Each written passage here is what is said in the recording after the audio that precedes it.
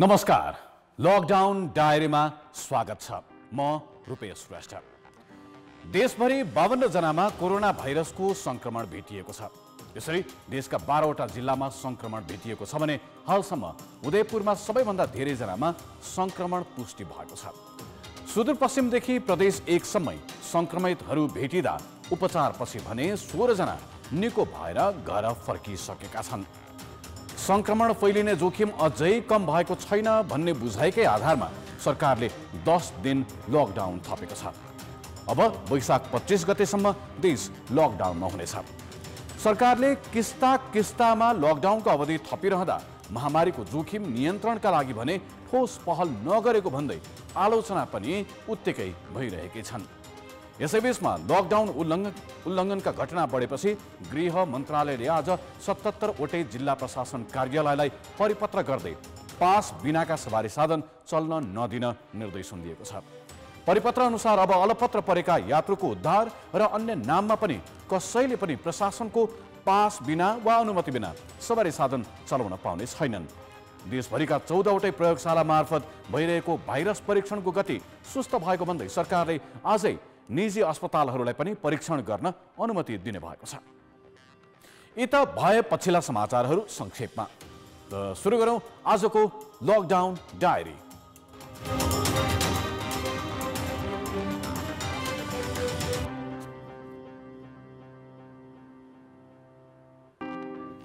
नेपालको संविधान 2072ले समानताको हकलाई नागरिकको मौलिक हकको रूपमा व्याख्या गरेको छ। त्यही संविधानले भन्छ हरेक नागरिकसँग कुनै पनि प्रकारको विभेद विरुद्धको अधिकार पनि छ। लकडाउनका बेला व्यक्ति र समुदायको स्वास्थ्यलाई मध्यनजर गर्दै सरकारले लकडाउन घोषणा गर्यो। यो सङ्कटको बेला आफ्नै स्वास्थ्यको सुरक्षाका लागि पनि नागरिकले आफ्नो हिँडडुलको स्वतन्त्रता उपभोग गर्न पाउँदैनन्। तर विभिन्न वर्गका मानिसहरूलाई सरकारले समान व्यवहार गरेको छ त? सरकारले संरक्षण गर्ने बाचा त गर्यो, तर निम्न वर्गका मानिसहरू भोकले आलस तालस हुँदै बाँच्नकै लागि भन्दै उपत्यका छोड्न खोज्दा रोक्ने प्रयत्न भयो। तर केही नागरिकलाई भने मन्त्री र सांसदहरूकै रोहबरमा जिल्ला जिल्लामा ओसार्ने काम भयो। विदेशमा रहेका कति नेपालीलाई विमान चार्टर गरेर स्वदेश ल्याइयो, तर विदेशमा कामविहीन भएर अलपत्र परेका नेपालीलाई स्वदेश भित्रिनै दिइएन जो सिमानामा आइपुगेका थिए। विश्वका कति देशमा कति नेपाली रोग र भोगसँग जुधिरहेका होलान्? तथ्याङ्क राज्यसँग प्रष्ट रूपमा छैन। आजको लकडाउन डायरी यिनै विषयमा केन्द्रित रहनेछ। दोस्रो खण्डमा यसै विषयमा मानवशास्त्री डम्बर चेम्जोङ र समाजशास्त्री तथा आप्रवासी कामदार विज्ञ गणेश गुरुङसँग कुराकानी पनि गर्नेछौँ। सुरुमा मलेसिया तथा खाडीका देशहरूमा रहेका नेपालीहरूको प्रसङ्ग केलाउँ। कोरोना भाइरस संक्रमणको कहरले वैधानिक रूपमा यी मुलुकमा रोजगारीका लागि गएका लाखौं नेपाली कामदार मात्र होइन, अवैधानिक तवरमा काम गरिरहेका नेपाली पनि अहिले नेपाल सरकारबाट केही होला कि भन्ने आशा गरिरहेका छन्। कतिपयले रोजगारी गुमाएका छन् भने कतिपयले तलब गुमाएका छन्। उनीहरूको तलब कटौती भएको छ। कामविहीन भएर नेपाल फर्किन चाहनेहरूको संख्या पनि उत्तिकै छ। हेरौँ सुमन पन्थले तयार पारेको यो सामग्री। महामारी बनेको कोरोना भाइरसको संक्रमण 15 लाख बढी नेपाली युवा कार्यरत मलेसिया र खाडी मुलुकमा पनि फैलिएको छ। ती मुलुकमा अहिलेसम्म 200 बढी नेपालीलाई संक्रमण देखिसकेको छ। कोरोनाकै अप्रत्यक्ष असरका कारण कच्चा पदार्थ उत्पादन गर्ने कम्पनी बन्द भएकाले कतिपयले रोजगारी गुमाएका छन्। अझ श्रम सम्झौताको अवधि सकिएका र गैर कानुनी रूपमा बसेकाहरू बढी समस्यामा परेका छन्। कानुनी हैसियत प्राप्त गर्न नसकेका कामदारको जिम्मा रोजगारदाता कम्पनीले नलिँदा समस्या थपिएको हो। समस्या परेका कामदारले उद्धारको माग गर्दै आएका छन्। सरकारले यदि मात्र अनुरोध हो कि हाम्रो सायद मेरो मात्र होइन, युएमा बस्ने सम्पूर्ण दाजुभाइ दिदीबहिनीहरूको पनि अनुरोध होला यो होइन, यहाँबाट उद्धार गरिदिनु पर्यो। किनभनेदेखिबाट यदि युए भित्रमा आजको स्थितिले जुन सङ्कटमा बढ्दै गएको छ, भोलिको दिनमा इटलीमा युरोपमा जसरी युएसएमा जसरी बढ्यो भने यहाँको सरकारले चाहिँ आफ्नो चाहिँ मजदुरहरूलाई चाहिँ आफ्नो चाहिँ जनतालाई चाहिँ देशमा 24 आवर भित्रमा लैजाऊ भने हाम्रो सरकारले कुन हिसाबले लाने? त्यसको लागि हाम्रो सरकारको केही पनि अब देखेन चाँजो बाजो। मलेसियासहित खाडीका 6 मुलुकका राजदूतावासका अनुसार 25 देखि 30,000 नेपालीले कानुनी हैसियत प्राप्त गर्न सकेका छैनन्। समस्यामा परेका कामदारलाई कतिपय देशका राजदूतावासको समन्वयमा गैर आवासीय नेपाली सङ्घ र सामाजिक सङ्घ संस्थाले खानाको प्रबन्ध गरिरहेका छन्।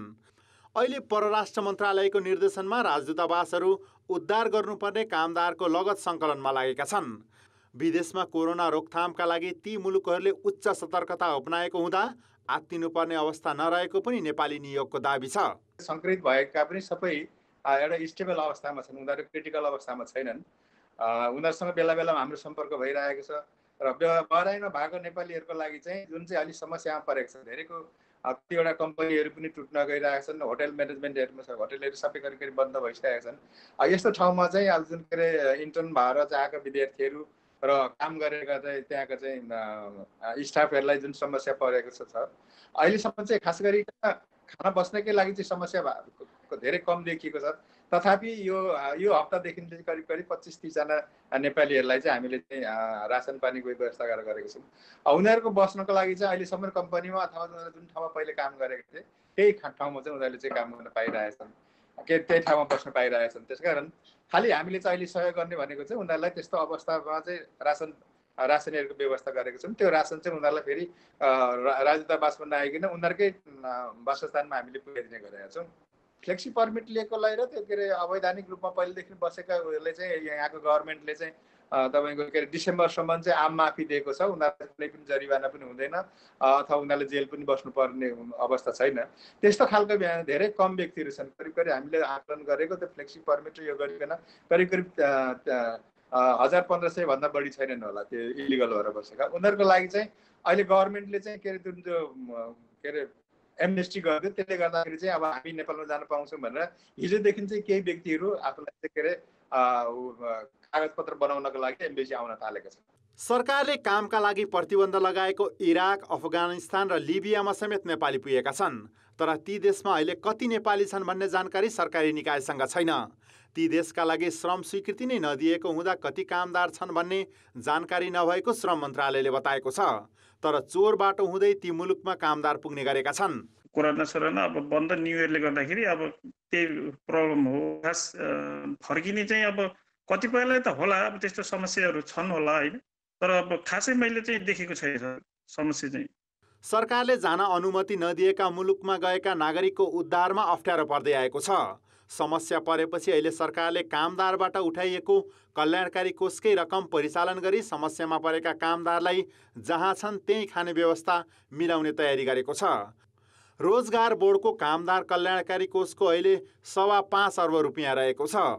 वैदेशिक रोजगार बोर्डको कोषमा रहेको रकम पनि सदुपयोग गर्न सक्छ। अहिले अब विभिन्न तरिकाले हामी स्रोतमाथि परेको दबावलाई व्यवस्थापन गर्ने हिसाबले हामीले अर्थ मन्त्रालयसँग सम्बन्ध गरिरहेछौँ र यो कोषको प्रयोगलाई पनि हामीले तदनुरूप वैदेशिक रोजगारीमा गएका नेपालीहरू जसले यसमा योगदान गर्नुभएको छ उहाँहरूकै हितका लागि, उहाँहरूकै स्वरोजगारमा उहाँहरूलाई आबद्ध गर्नको लागि र उहाँहरूलाई हामीले अहिले प्रदान गरिरहेको आर्थिक सहायता र अरू व्यवस्थाहरूलाई पनि निरन्तरता दिनुको लागि पनि हामीले यसलाई सदुपयोग गर्नेछौँ। विदेशमा कानुनी हैसियत प्राप्त गरेका वा नगरेर बसेका नेपाली नागरिकलाई यस्तो असहज अवस्थामा राज्यले विभेद गर्नु हुँदैन। कतिपय कम्पनीले कानुनी हैसियत प्राप्त गर्न नसकेका श्रमिकको दायित्व नलिएकाले कूटनीतिक पहल गरी उनीहरूलाई ससम्मान बस्ने खाने प्रबन्ध गर्न आवश्यक देखिन्छ। संसारभर छरिएर रहेका नेपालीहरूको सुरक्षाको लागि सम्बन्धित देशसँग संवाद गर्नुपर्ने आजको आवश्यकता हो। हामीलाई थाहा छ र सबैले बुझ्नु आवश्यक छ कि विदेशबाट, चीनबाट ल्याए जस्तै नेपालीहरूलाई उद्धार गरेर ल्याउन सकिँदैन, न त त्यो व्यावहारिक बाटो नै हो। तर जहाँसुकै रहेका नेपाली नागरिकता वाहकले आफ्ना बारेमा सरकारले चासो राखोस् भन्ने चाहन्छन्। के त्यस्तो चासो नेपाल सरकारले देखाएको छ त? अब देशभित्रै रहेका नेपालीहरूको कुरा गरौँ। सहकर्मी डीपी उपाध्यायले राज्यले नेपाली नागरिकहरूलाई लकडाउनका बेला समेत विभेद गरेको निष्कर्ष निकालेका छन्। नागरिकप्रति राज्यले गरेका फरक फरक व्यवहार हेर्दा त्यो पुष्टि हुन्छ पनि, आधार पनि प्रशस्तै छन्। मानवशास्त्री डम्बर चेम्जोङ र समाजशास्त्री गणेश गुरुङसँग कुरा गर्नु अघि हेरौँ उपाध्यायले तयार पारेको यो सामग्री।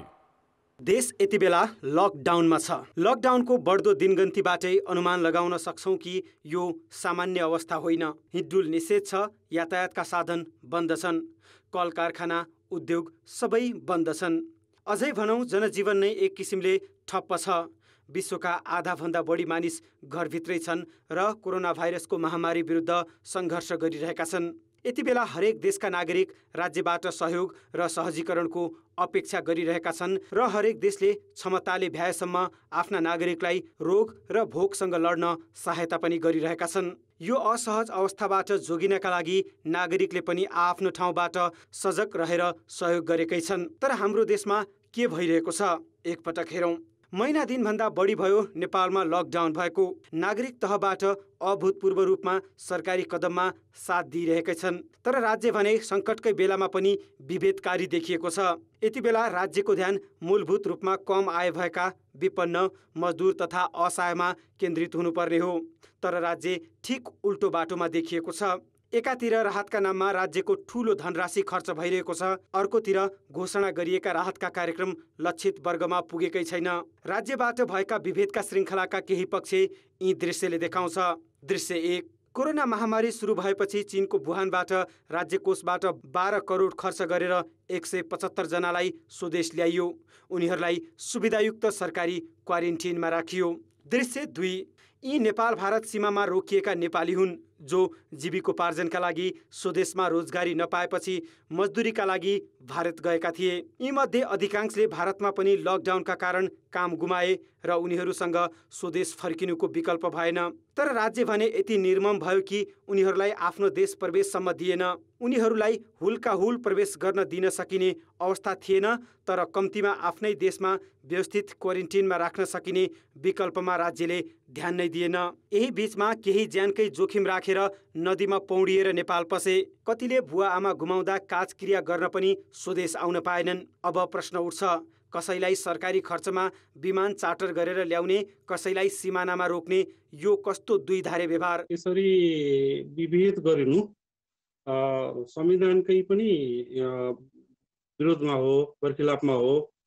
अब हाम्रो सन्दर्भमा कस्तो देखियो भने नि, खास गरिकन जुन पनि सरकारहरू आएपछि सरकारहरूको नजिकमा हुने पहुँच हुनेहरूले नै मूलत फाइदा उठाउने र जुन मार्जिनल सीमान्त वर्गहरूले चाहिँ त्यसको अनुभूति नै गर्न नसकिने किसिमको चाहिँ परिपाटी पुरानो परिपाटी हो। र त्यो सन्दर्भ चाहिँ खास गरिकन अहिलेको बन्दबन्दी र यो सङ्कटको बेलामा पनि देखिएको छ। अनि यस्तो चाहिँ एक्सेस कसको सरकारमा छ, कसको पहुँच चाहिँ कसको छ भन्ने कुरा चाहिँ यसैले पनि एउटा उदाहरण प्रस्तुत गर्छ कि खास गरिकन हुने खानेहरूकै पहुँच सरकार राज्यले उनकै पहुँच देख्छ र उनीहरूको लागि गर्छ भन्ने कुरा यो उदाहरण नै हो। दृश्य 3। काठमाडौँ सहित देशका प्रमुख सहरमा ज्याला मजदुरी गर्ने वर्ग।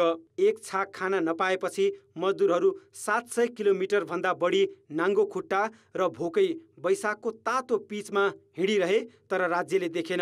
भन्नलाई त गाउँ गाउँमा सिंहदरबार भनिएको छ, तर यी मजदुरलाई कुनै सिंहदरबारले देखेन।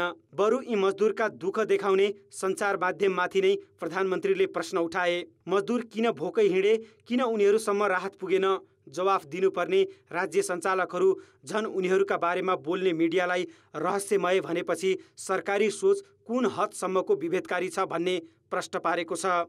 यसले खास गरिकन सङ्कटहरूले सबैभन्दा ठुलो असर सीमान्त वर्गलाई गर्छ र त्यो सीमान्त वर्गको सबभन्दा ठुलो उपस्थिति नेपालको सन्दर्भमा हेऱ्यो भने सुदूरपश्चिम र 2 नम्बर प्रदेशमा छ। र ती मानिसहरू जसको पहुँच गल्फ कन्ट्रिज तथा मलेसियासम्म पनि जान सक्ने हैसियत छैन, ती मानिसहरू भारतमा रोजगारीको सिलसिलामा जाने गर्दछन्। यो सन्दर्भमा खास गरिकन जसको खान पुग्दैन, 6 महिना पनि 3 महिना पनि खान नपुग्ने खेती भएका मानिसहरू र यो चाहिँ भारतमा गएर रोजगारीमा गर्ने मानिसहरू, ती मानिसहरू अहिले फर्किने छ अथवा फर्केका छन्। यसले अझ बढी चाहिँ खास गरिकन असमानताको सिर्जना गर्ने र एउटा समाजमा चाहिँ कसरी बाँच्ने भन्ने ती विचारहरू ती मानिसहरूको लागि चाहिँ एउटा ठुलो समस्याहरू देखिन्छ र समग्र देश समाज नै एउटा असमानतातर्फ अझ बढी अहिले भन्दा अझ बढी आर्थिक असमानतातर्फ जाने सम्भावना र यो कुनै पनि बेला अब यस्तै रहिरहेर पनि इन्गेज गर्न सकेन भने अर्को तहको चाहिँ विस्फोटन पनि हुन सक्छ। दृश्य 4 मजदुर सहरबाट भोकै र नाङ्गै खुट्टा गाउँ जान थालेको केही दिनपछिका दृश्य हुन् यी, जहाँ सांसद र स्थानीय सरकारको खर्चमा केही मानिसलाई जिल्ला जिल्ला पुर्याउने काम भइरहेको छ। सांसद र मन्त्रीहरू आफैले बस पार्क पुगेर सभाकै शैलीमा बस रिजर्भ गरी मानिसहरूलाई जिल्ला पुर्याउने काम गरे, त्यो पनि लकडाउनकै बीचमा। अब प्रश्न उठ्छ, काठमाडौँमा बाँच्नै मुस्किल परेपछि काठमाडौँ छोड्न खोज्ने मजदुरलाई सरकारले हिँड्न समेत बन्देज लगाउँदा सांसद, मन्त्री र स्थानीय तहका रिजर्भ गाडी कसरी चले? कसरी हुलका हुल मानिस त्यसरी हिँडे? सामान्य मजदुरी गर्नेलाई ट्रकमा चढेर जान नदिने प्रशासनले यी गाडीमा सवारमाथि किन प्रश्न उठाउन सकेन?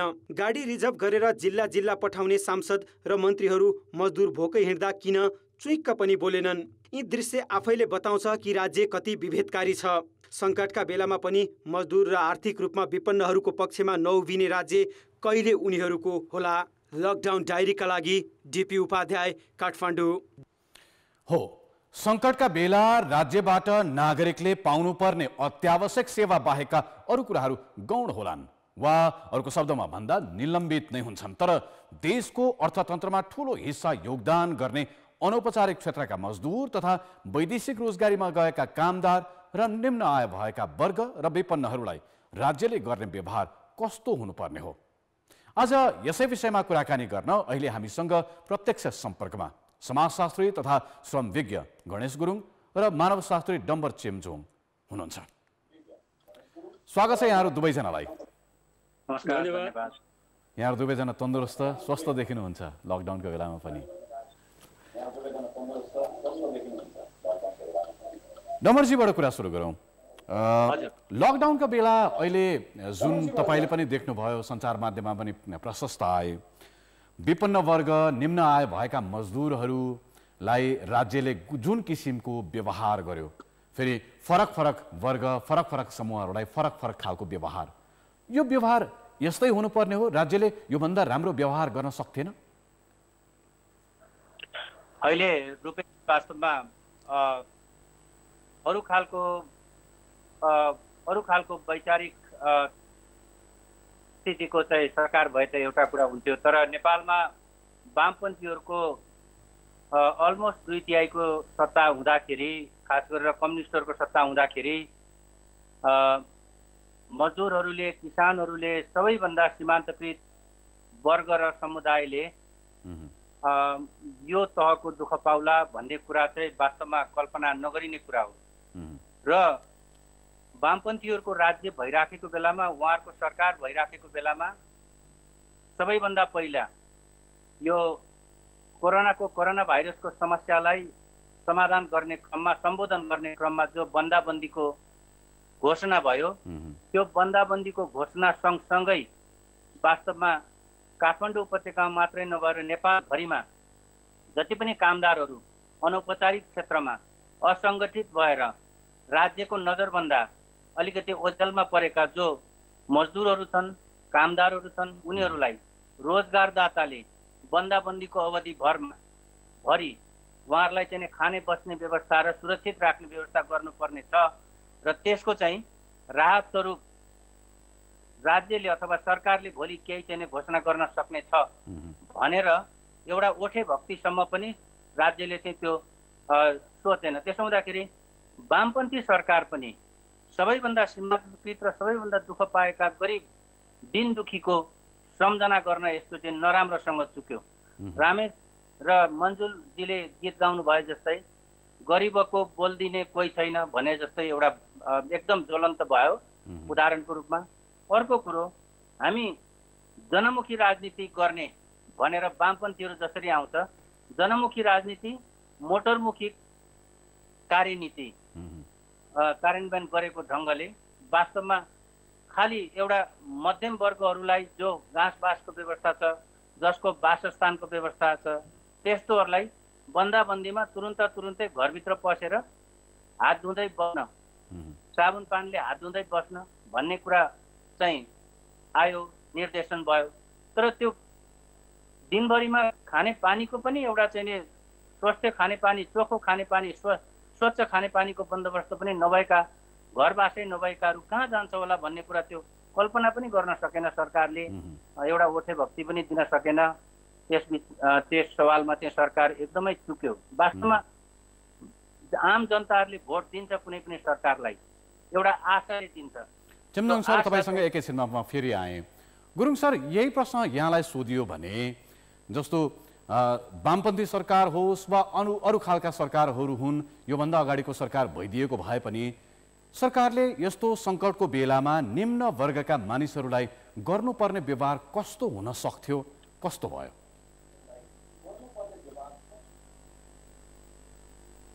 खास गरेर हामीले वैदेशिक रोजगारको अहिले हेर्दाखेरि बुझ्नुपर्ने कुरा के छ भने वैदेशिक रोजगारमा पनि 5 प्रकारको वैदेशिक रोजगार छ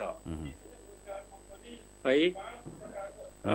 नम्बर 1 चाहिँ नि यो चाहिँ वैदेशिक रोजगारको 5 प्रकार पनि जति धनी मान्छे छ त्यति नै बढी तलब सुविधा पाउने ठाउँमा जान्छ। जस्तै चाहिँ मतलब क वर्ग भनौँ सबभन्दा धनी मान्छेहरू जाने ठाउँ डेस्टिनेसन हो। त्यो भनेको अमेरिका, अस्ट्रेलिया, बेलायत जस्तो ठाउँमा चाहिँ क वर्गको मान्छेहरू जान्छ, सबभन्दा धनी जान्छ। त्योभन्दा अलि गरिब, त्योभन्दा मुनिका गरिब मान्छेहरू युरोपतिर जान्छन्। त्योभन्दा अलि गरिब मान्छेहरू छ, ती मान्छेहरू जापानमा वा ताइवानमा वा हङकङमा जान्छन् है। त्यो भनेको ग वर्ग हो, ग वर्ग हो। अनि घ वर्ग भनेको त्योभन्दा झन् गरिब मान्छेहरू हो, तिनीहरू भनेको खाडी राष्ट्र र मलेसिया जान्छन्। अनि ङ वर्ग पनि छ, त्यो ङ वर्ग चाहिँ मतलब के भने हिन्दुस्तान भारतमा जाने हो है। अब यो 5 प्रकारको हाम्रो वर्गीकरणमा छ वैदेशिक रोजगार पनि। अब हामीले अहिले चाहिँ मतलब के भने तपाईँले अघि पृष्ठभूमिमा भन्नुभयो जस्तै धनी वर्गहरूलाई को बच्चाहरू चीनमा पढ्न गएको थियो, उनीहरूलाई हामीले 175 जनालाई चाहिँ ससम्मान जहाज चार्टर गरेर हामीले लिएर आयौँ। तर चाहिँ यो ङ वर्गको अब यो ङ वर्गको चाहिँ भारतबाट चाहिँ आएकोलाई हामीले ब्लक गरेर राखेका छौँ। अब यो घ वर्गको चाहिँ अब चाहिँ लाई चाहिँ मतलब कसरी ल्याउने हो। अब यो सरकारले चाहिँ मतलब के भने जसरी यो चाहिँ मतलब के आर्थिक रूपले वर्गीकरण भएको कामदारहरू जस्तै गरेर मतलब के भने सरकारको नीति पनि त्यही अनुसारको वर्गीकरण अनुसार चाहिँ हुन गयो। जुन नेपाली रोजगारीमा गएकाहरूलाई तपाईँको भाषामा तपाईँले भन्ने गर्नुभएको छ इकोनोमिक हिरोज भनेर।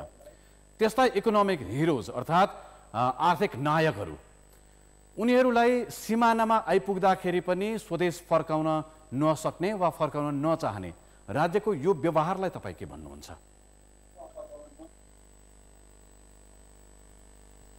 त्यो आफ्नो घरको आँगनमा आएर भित्र पस्न नपाउनु चाहिँ ठुलो विडम्बना हो।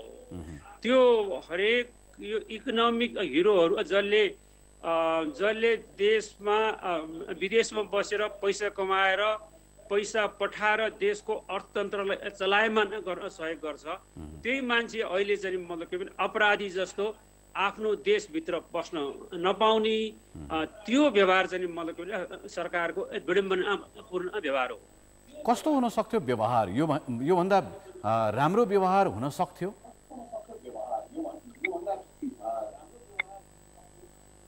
हामीले यदि चाहिँ मतलब के भने योजनाबद्ध ढङ्गले गरेको भए त्यो सीमा पारी भएको वा खाडी र मलेसियामा भएकोहरूलाई पनि हामीले चाहिँ मतलब के भने देशभित्र ल्याएर आफ्नो महाकाली वारी ल्याएर उनीहरूलाई चाहिँ आइसोलेसनमा राखेर आइसोलेसनबाट चाहिँ मतलब फिल्टर गरेर मात्रै गाउँ पठाउने व्यवहार गर्न सकेको भए महाकाली नदी चाहिँ मतलब नाङ्गै तरेर पुलिसले समातेर चाहिँ जानुपर्ने अवस्था आउँथेन।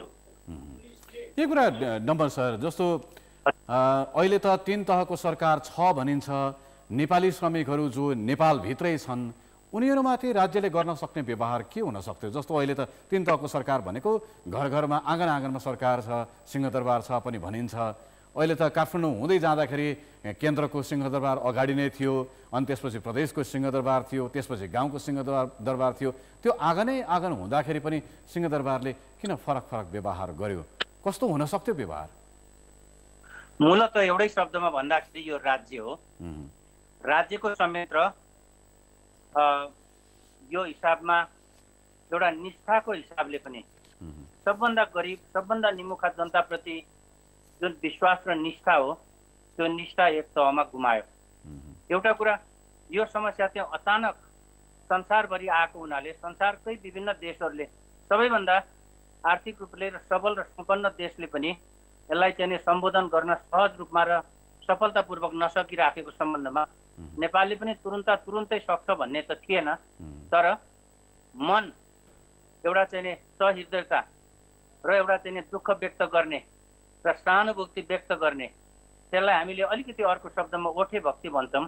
हाम्रो क्षमता यति नै छ भनेर हजारौँ मान्छे सीमा पारी त्यसरी अड्कियो भने पनि, काठमाडौँबाट हजारौँ मान्छे त्यसरी रातारात नाङ्गा खुट्टा हिँडे भने पनि त्यसलाई हामीले टेलिफोनको घन्टीमा, आजकल त मोबाइल फोनमा मेसेजहरू पठाउन सकिन्छ, अथवा घन्टी नै पनि त्यसरी बजाउन सकिन्छ। जो हिँडिरहनु भएको छ, जो खोला पारी बस्नु भएको छ, जो सीमा पारी बस्नु भएको छ, हामी चाहन्छौँ, हामी तपाईँहरूले ल्याउन चाहन्छौँ, तर हामीमा हाम्रो क्षमता यो हो भनेर आफू भएको सीमित क्षमतालाई पनि हामीले स्पष्टसँगले राज्यले चाहिँ इमान्दारितापूर्वक प्रकट गर्नुपर्छ। नेपालीमा दुःख नबुझ्ने, राज्यसँग त्यो क्षमता नभएको हो डम्बर सर। जस्तो राहतका लागि भनेर यत्रो करोडौँ करोड खर्च भइराखेको छ, क्वारेन्टिनको लागि व्यवस्था भनेर स्थानीय तहमा, प्रदेश तहमा, गाउँ गाउँमा, वडा वडामा क्वारेन्टिनहरू बनेका छन्। घाँसबास कपासको लागि सरकारले त्यति पनि व्यवस्थापन गर्न नसक्ने स्थिति हो? राज्य त्यति कमजोर छ र तपाईँलाई के लाग्छ? त्यति कमजोर छैन। अहिले स्थानीय सरकारहरू आफै पनि सक्षम छन्, तर यो भित्र यहाँले भन्नुभएको वर्गीय विभेद र एउटा चाहिँ राजनीतिक सम्पर्कसँगको विभेद, यो विभेदहरू चाहिँ व्यक्त भयो। कतिपय मन्त्रीजीहरूले आफ्नो जिल्लामा कहीँ केही नभनिकन लान सक्नुभयो, आफ्ना मान्छेहरूलाई ल्याउन पनि सक्नुभएको स्थिति पनि हुनसक्छ। हामीले थाहा नपाएको मात्रै हुनसक्छ। तर तपाईँ एउटा स्थानीय सरकारले 100 जना अकोमोडेट गर्नुपर्ने स्थिति छ भने त्यसमा 5 जना पनि त्यो ल्याउन र क्वारेन्टिन बनाएर त्यसभित्र राख्न चाहिँ चाहेन। कुनै जिल्लाले लानै चाहेन। उनीहरूका मान्छेहरू, कुनै जिल्लाका दुःख पाएर मान्छेहरू हामीले व्यक्तिगत तहमा पनि काठमाडौँमा कति प्रयोग गरिराखेका छौँ। कुनै पनि एउटा जति 2 जनालाई सकिन्छ, 3 जनालाई सकिन्छ, तर जिल्लामा हामीले रिक्वेस्ट गरिराखेका छौँ। आफ्नो जिल्लामा, आफूसँग सम्बन्धित जिल्लामा ती जिल्लाकाहरू लान नै चाहँदैनन् स्थानीय सरकारहरू कसैले पनि। त्यसैले यो मुख्य कुरो। तर कतिपय जिल्लाले लगेको स्थिति छ, जो एउटा खालको सम्पन्नहरूलाई लाने, एउटा सम्पर्क भएकोहरूलाई लाने र सम्पर्कै नभएकाहरूलाई चाहिँ हेरी छाड्ने र त्यो यहाँ आयो भने रोग सर्छ भन्ने हिसाबले एकदम छिछि दूर गरेर टाढो नै एकदम इग्नोर गर्ने र उनीहरूलाई भरसक पन्छाउन खोज्ने जो प्रवृत्ति देखियो, यो चाहिँ वास्तवमा एउटा कुनै पनि खालको प्रगतिशील मात्रै होइन कि कुनै पनि खालको सरकारले यो सोच्नुपर्ने कुरो होइन। आफ्ना मान्छेहरू घर जान खोजे, घर आउन खोजे, त्यति बेला घर आउनमा समस्या यो छ भनेर पनि राम्रोसँग चित्त बुझाउन पनि सकेन। अर्को कुरा त अब 100 जना आउन चाहन्छ भने, 100 जना जान चाहन्छ भने 100 का 100 लाई लान पनि नसक्ने क्षमता त अब कमजोरै हो। तर 100 जनामा 5 जनालाई ल्याएर देखाउँ र क्रमशः ल्याएर देखाउँ, त्यो खालको प्रवृत्ति पनि चाहिँ देखिएन। अलिकति हुने खानेहरूले एउटा बन्दोबस्त गरेर गए, प्रचार गरेर गए। यसले गर्दा मलाई लाग्छ सबैभन्दा यो वर्गीय विभेद छ। वास्तवमा वर्गीय विश्लेषणका हिसाबले र वर्गीय समस्यालाई समाधान गर्ने हिसाबले हिजो कतिपय क्षेत्रमा नेपालको सामाजिक, आर्थिक, राजनीतिक असमानताहरूलाई चाहिँ समाप्त पार्ने हो भने, यसलाई चाहिँ क्रमशः चाहिँ साँगुरो बनाउँदै ल्याउने हो भने, असमानतालाई समाप्त पार्दै लाने हो भने सबभन्दा पहिला सामाजिक, सांस्कृतिक, ऐतिहासिक यो खालको शोषण कस्तो छ त्योबाट हेर्नुपर्छ भन्दाखेरि हाम्रो बौद्धिक क्षेत्रका मान्छेहरू पनि, सामाजिक विज्ञानमा काम गरिरहेका मान्छेहरू पनि राज्यका कुरामा यही विषयमा गणेश सरलाई सोधौँ। जस्तो गणेश सर, यहीँभित्रकै स्वदेशभित्रकै मजदुर, स्वदेशभित्रकै श्रमिक वर्गको कुरा गरिरहँदाखेरि जस्तो चेम्जोङ सरले भन्नुभयो जस्तै केही मानिसहरूलाई पैदल हिँड्न पनि दिइएन। हो, लकडाउनको अवस्था छ, हिँड्न आवत जावत गर्न पाइँदैन, तर केही मानिसहरूलाई पहुँच भएका मानिसहरूलाई मन्त्री सांसदहरूले गाडी रिजर्भ गरेरै जिल्ला जिल्ला ओसार्ने काम भयो। यो कुरालाई यस्तो किन हुन्छ? राज्यले किन यस्तो गर्छ? तपाईँ आफै समाजशास्त्री पनि हुनुहुन्छ, राज्यले यसरी विभेद किन गर्छ?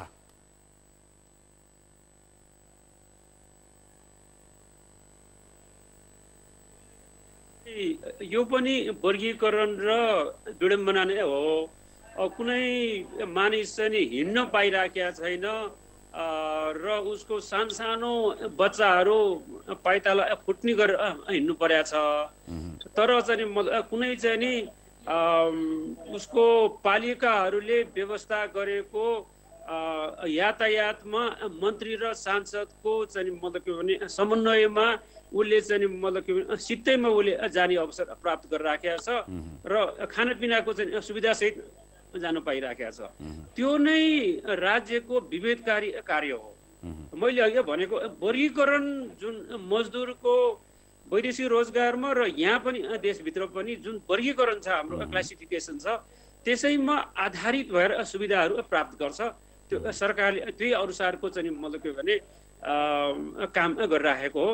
त्यो नै विडम्बना हो। गणेश सर, जस्तो तपाईँको लामो समयदेखि वैदेशिक रोजगारीमा गएका श्रमिकहरूको बारेमा राम्रो अध्ययन छ। अहिले विदेशमा रहेका श्रमिकहरू, नेपाली रोजगारीका लागि गएका नेपालीहरूको मूल समस्या के देख्नु भएको छ? विशेष गरी खाडी मुलुकका कामदारहरू यो सङ्कटको बेलामा उनीहरूको समस्या कुन हदसम्म पनि जान सक्छ?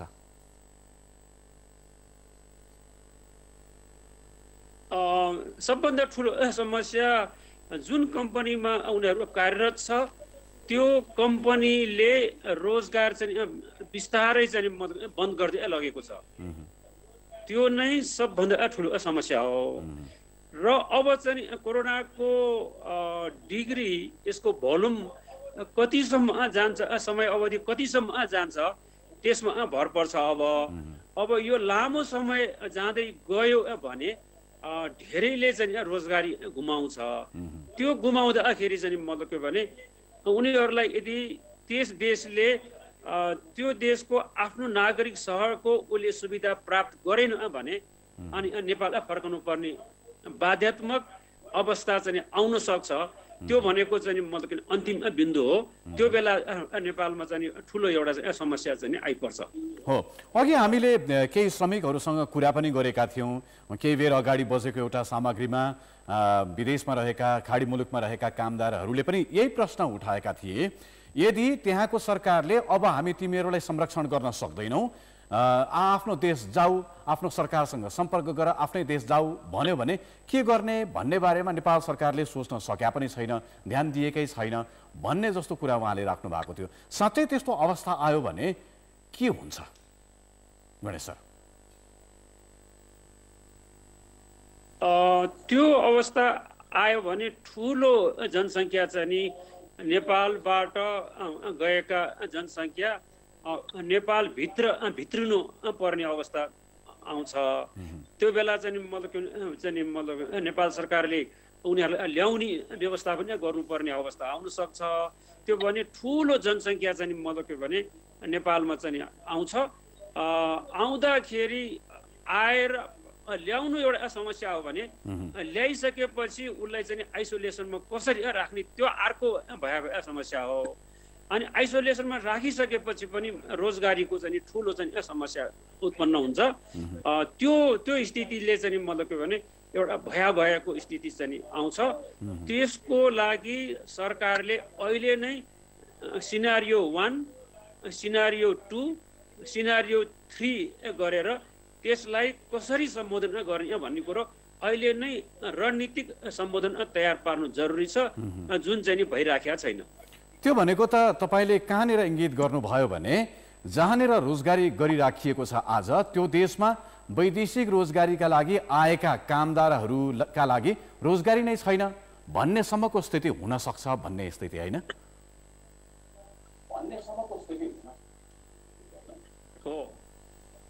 त्यसो भयो भने नेपालले थेग्न सक्छ कि सक्दैन? 30औं लाख नेपालीहरू वैदेशिक रोजगारीमा छन्, तिनलाई एक त ल्याउनु पर्ने स्थिति छ।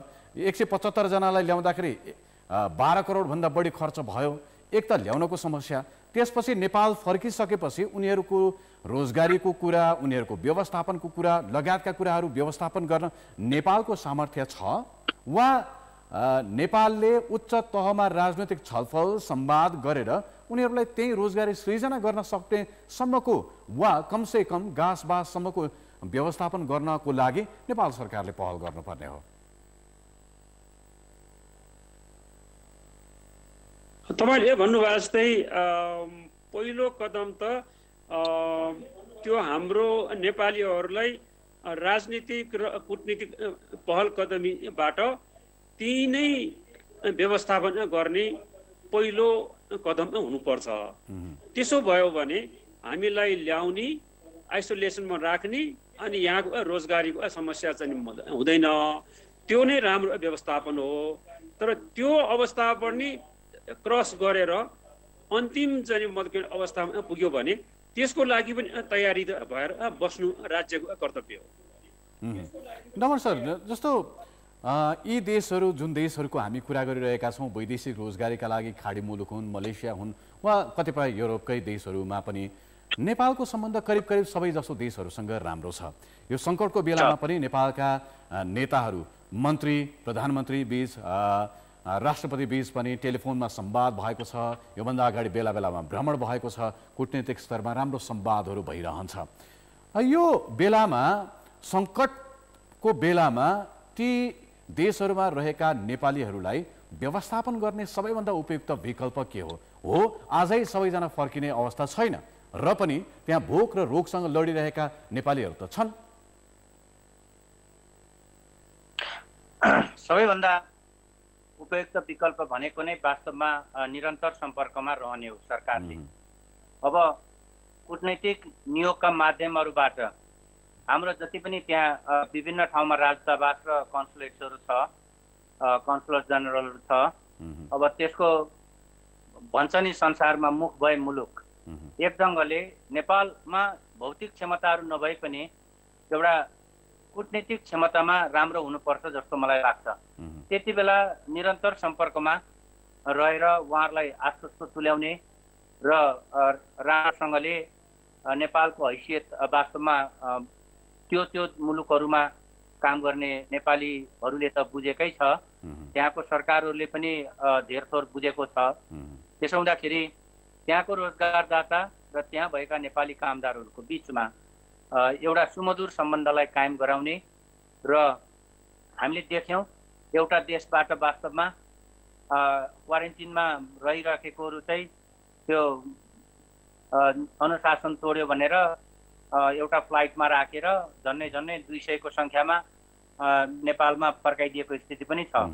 सुरुमा हाम्रोमा समस्या सुरु नभएकै बेलामा त्यसलाई पनि हामीले त्यति साह्रो राम्रोसँगले जवाफ दिने र कूटनैतिक हिसाबमा डिल गर्ने, सम्बोधन गर्ने कुरा गऱ्यौँ न जस्तो लाग्छ।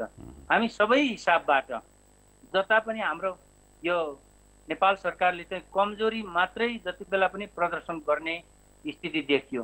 यहीँ घरभित्र त समस्याहरू यो ढङ्गले तिमीहरू हिँडेर गयौ, हामी सहयोग गर्थ्यौँ भन्ने कुरा एउटा सामान्य हिसाबको 2 शब्द खर्च गर्न आवश्यक सम्झेन सरकारले। विदेशमा भएकाहरूले त के सम्झना गर्न सक्छ होला। तर यहाँले नै भन्नुभयो अब वुहानबाट नेपालीहरू करिब 200को सङ्ख्यामा ल्याउनलाई 12 करोड खर्च भयो भने हाम्रो देश यति राज्य संयन्त्र यति कमजोर छ, कुनै पनि दिन सङ्कट आउँछ भनेर त्यो सङ्कटलाई कसरी सम्बोधन गर्ने भन्ने खालको पनि सामान्य हिसाबको हामीसँग तयारी पनि चाहिँ यसलाई यसरी बुझ्न सकिन्छ डमर सर। जस्तो हो नेपालले संवाद राम्रोसँग गर्न सकेन। यदि संवाद राम्रोसँग गर्न सक्ने हो भने नेपालीहरूलाई जुन देशमा छन् त्यहाँबाट फर्काउनु पर्ने स्थिति होइन। यदि राम्रोसँग कम्युनिकेसन गर्न सक्ने हो भने, कूटनीतिक तहमा राम्रो परामर्श गर्न सक्ने हो भने, सिधै राष्ट्राध्यक्ष लेभलमा तहमा कुराकानी गर्न सक्ने हो भने हरेक नेपालीलाई ती नेपाली जुन देशमा छन् त्यहाँको सरकारले उच्च प्राथमिकतामा राखेर ध्यान दिने, संरक्षण गर्ने, घाँस बाँस कवासको व्यवस्था गर्ने, अहिलेका लागि रोजगारी नभए पनि त्यतिसम्मको अवस्था त बन्न सक्छ होला। संयन्त्र राम्रो हुन पर्यो, संयन्त्रलाई विश्वास गर्न पर्यो र संयन्त्र विश्वासिलो हुन पर्यो। एउटा रुखले ठुलो आँधी हुरी छेक्दैन भन्छ हाम्रोमा एकजनाले काम गर्ने खालको प्रवृत्तिहरू पनि छ। अब यो हिसाबले एक ढङ्गले हामी कूटनीतिक सम्पर्कहरू, त्यो सम्पर्कलाई राम्रोसँगले चलायमान गर्ने कुराहरूमा अब धेरै कमजोरी रह्यो। तर रह्यो, अब हामीले यो कमजोरीहरूबाट के सिक्ने भन्ने कुरा, कोरोना फर्केर आउन पनि सक्छ अथवा यो जस्तो समस्या सङ्कटहरू भोलि भूकम्पले ल्याउन सक्छ, सुनामीले ल्याउन सक्छ, हामीले भोगिराखेको पनि हो। तर हिजो पनि नेपालीहरू त्यस्तो समस्या पर्यो एउटा अमुक देशहरूमा, त्यति बेला पनि हामी खालि मुख दर्शक भएर बस्छौँ। हामी दुईजना नागरिक आफ्नो पनि ल्याउन नसक्ने स्थितिमा एउटा स्थिति आफ्नो चाहिँ बडो लाचार स्थिति प्रकट गर्छौँ, अन्तमा गएर सहयोग माग्नुपर्ने स्थिति प्रकट गर्छौँ। अहिले संसारले यो दुःख पाएर मात्रै हो, हामीले नभए लाचारी व्यक्त गर्न बाहेक अरू केही पनि उपाय थिएन नेपाल सरकारको तर्फबाट। अहिले त अरूलाई लाचार व्यक्त गर्न सकेनौँ, आफ्नै जनताप्रति लाचारी व्यक्त गर्यो अथवा प्रदर्शन गर्यो, व्यक्त पनि गर्न सकेन। गणेश सर, जस्तो अब पोस्ट लकडाउन कुरा गर्ने हो भने, कोरोना महामारी पश्चातको कुरा गर्ने हो भने कुनै न कुनै हिसाबमा अब बिस्तारै नेपालीहरू, वैदेशिक रोजगारीमा गएका नेपालीहरू पनि केही हदसम्म, सबै नहोलान् तर निकै ठुलो सङ्ख्यामा नेपाल भित्रिने अवस्था छ। हुन त यो बिचमा हामीले विभिन्न खालका अवस्थाहरू भोग्यौँ, भुइँचालोको अवस्था भोग्यौँ, त्योभन्दा अगाडि युरोपको आर्थिक मन्दी पनि हेऱ्यौँ, नेपालमा त्यसको थोरै प्रभाव पर्यो, तर त्यहाँ परेको प्रभावका कारण त्यहाँबाट नेपालीहरू फर्किने अवस्था पनि भयो। आजसम्म यस्ता विपदहरूमा हामीले यहाँ रोजगारी सृजना गर्ने, युवाहरूका लागि नयाँ नयाँ अवसरहरू सृजना गर्ने लगायतका कुराहरू, उत्पादनमूलक व्यवसाय, उत्पादन कल कारखानाहरूको स्थापना लगायतका केही कुरा गरेनछौँ, जसका कारण कोरोना महामारी पछिको अवस्था हेर्ने हो भने झन् अप्ठ्यारो जस्तो देखिन्छ। तपाईँ मान्नुहुन्छ?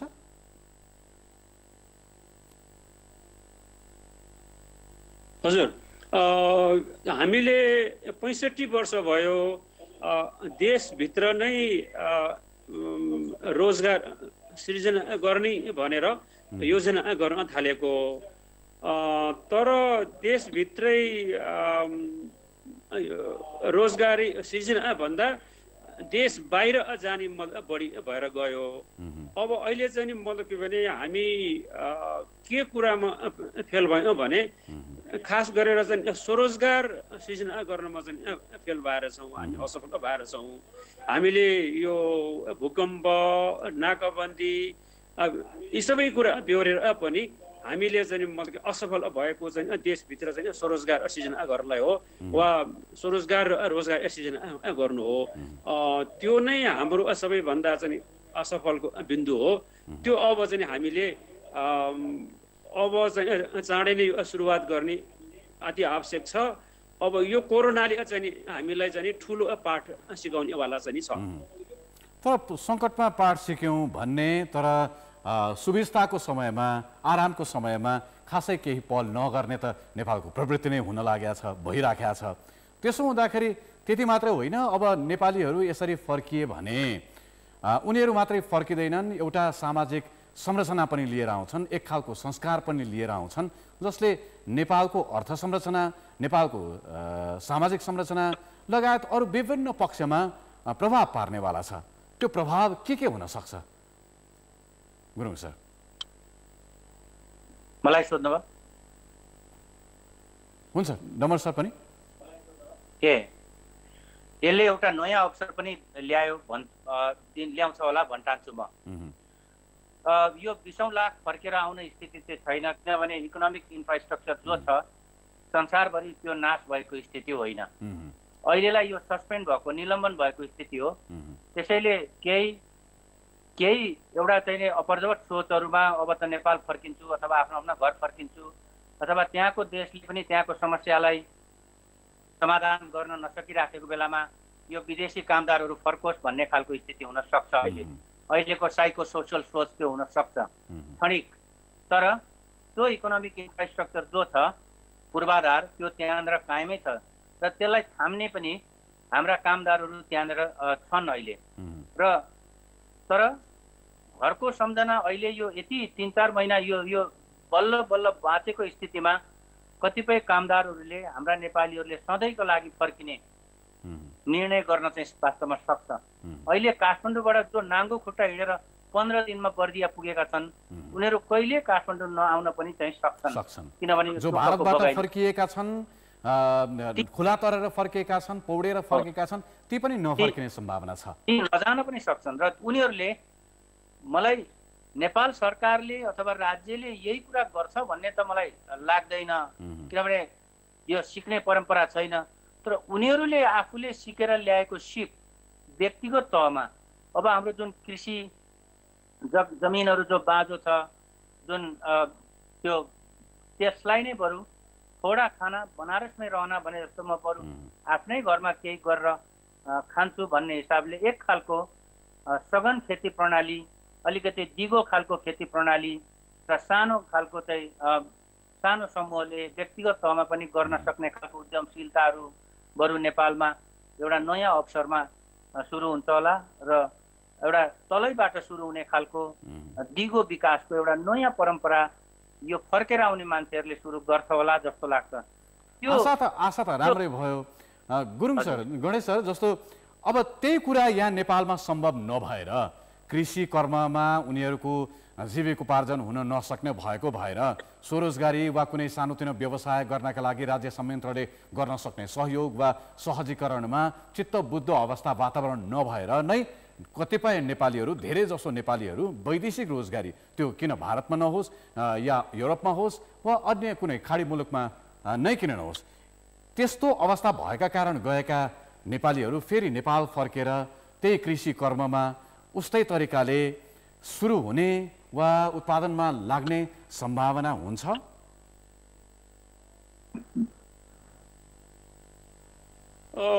त्यो हेर्नलाई हामीले के हेर्नु पर्छ भने पहिला त्यही सम्भावनाहरू कम भएको हुनाले गया हो है।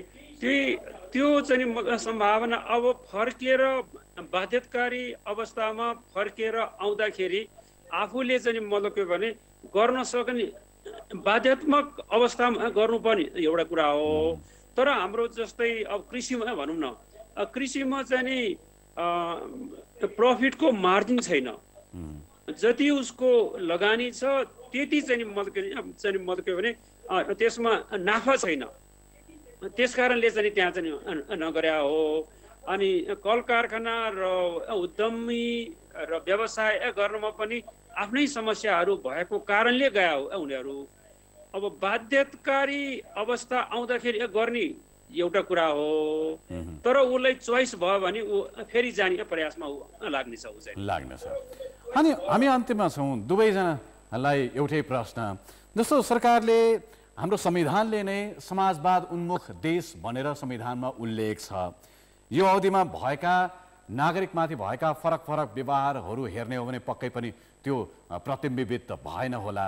र पनि नेपालमा रहेका वा नेपालभन्दा बाहिर रहेका नेपालीहरू, नेपाली नागरिकता वाहकहरूलाई राज्यले अहिले सङ्कटको बेलामा कस्ता कस्ता तरिकाले व्यवहार गर्न सक्छ? सेवा प्रवाहमा होस्, बोली वचनमा होस्, तपाईँका सुझाव के हुन सक्छ नेपाल सरकारको लागि? गणेश सरबाटै सुरु गरौँ, अन्तिम प्रश्न। सबभन्दा पहिला त हाम्रो देशको चाहिँ मतलब नेपाली एम्बेसीहरू जुन छ विदेशमा, त्यो एम्बेसीहरूलाई मतलब के भने रिसोर्स अलिक दिनु पर्यो। त्यसकारणले नेपालीहरूलाई ज्यादै मर्का परिरहेको कम्पनीबाट पनि निस्कनु परेको र एम्बेसीले पनि कुनै चाहिँ मतलब स्थान दिन नसकेको घर घाटमा भएर बसिरहेका नेपालीहरूलाई एम्बेसीलाई केही स्रोत र साधन दिएर उनीहरूलाई व्यवस्थापन गर्नतिर लाग्नु पर्यो। डम्बर शर्माबाट पनि यही प्रश्नको जवाब चाहे संक्षेपमा एकदम छोटो। हजुर, मलाई के लाग्छ भने हामीले साँच्चै नै विपन्न र साँच्चै नै सहाराविहीन जनसङ्ख्या कति रहेछ। अनौपचारिक क्षेत्रमा यो तहमा कसैले पनि नदेख्ने, कसैको पनि नजर नपर्नेहरूलाई चाहिँ सरकारले नजर पार्नको लागि यो तथ्याङ्क दिन जरुरी थियो वास्तवमा। लिन आजैदेखि वार्ड तहबाट, गाउँ तहबाट, टोल तहबाट सुरु गरेर भोलिका अवस्थामा यस्तो अवस्था सिर्जना भयो भने सबैभन्दा पहिले सरकारले समाजवाद उन्मुख नीतिहरूलाई चाहिँ अङ्गीकार गर्ने, त्यसलाई निर्माण गर्दै जाने क्रममा सबैभन्दा तल्लो तहको जनतालाई सबभन्दा पहिला सुविधा दिँदाखेरि हामीले कतिजनालाई दिनुपर्छ होला? अनौपचारिक लगत सङ्कलन गर्नु पर्यो, तथ्याङ्क सङ्कलन गर्नु पर्यो, पैसा गर्नु पर्यो। यहाँहरू दुवैजनालाई धेरै धेरै धन्यवाद। यो बहस, यो छलफल अझै लामो गर्नु आवश्यक छ। भोलिका दिनमा हामी यो बहसलाई, छलफललाई अझै अगाडि बढाउनेछौँ। समयका लागि, विचारका लागि यहाँहरू दुवैजनालाई धेरै धेरै धन्यवाद। हस्, नमस्कार, धन्यवाद। उहाँहरू हुनुहुन्थ्यो समाजशास्त्री गणेश गुरुङ र मानवशास्त्री डम्बर चेम्जोङ। सङ्कटका बेला राज्यले नागरिकमाथि गरेका व्यवहार र भोलिका दिनमा यसका प्रभावमाथि छलफल गर्दै थियौँ। लकडाउन डायरीको आजको अङ्क तपाईँलाई कस्तो लाग्यो? सुझाव र प्रतिक्रियाका लागि हाम्रो ट्विटर ह्यान्डल @OurKTV मा मेन्सन गरी लेख्न सक्नुहुनेछ। लकडाउन डायरीको आजको अङ्क यति नै। लकडाउन डायरीको अर्को अङ्क अर्को दिन। सहकर्मीहरू निपी उपाध्याय, सुमन पन्थ, प्रोड्युसर चिरण पौडेलसँगै क्यामेरा र प्रविधिमा रहेका मेरा साथीहरूका साथमा म रूपेश श्रेष्ठ पनि बिदा हुन्छु। नमस्ते। कान्तिपुर टेलिभिजन हेर्दै गर्नुहोला।